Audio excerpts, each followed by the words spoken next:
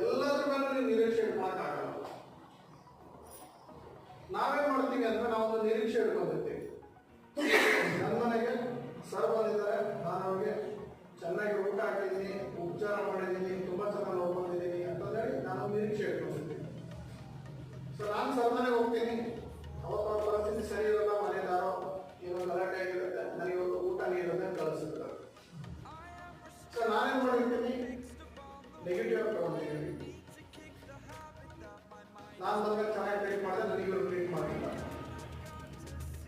so ನಾನು ನಿರೀಕ್ಷೆಯಲ್ಲಿ ಹೋದರೆ, ಎಕ್ಸ್ಪೆಕ್ಟೇಷನ್ ಅಲ್ಲಿ ಹೋದರೆ, ಆ ಎಕ್ಸ್ಪೆಕ್ಟೇಷನ್ ಅವತ್ತು ಆಗಲಿಲ್ಲ ಅಂತ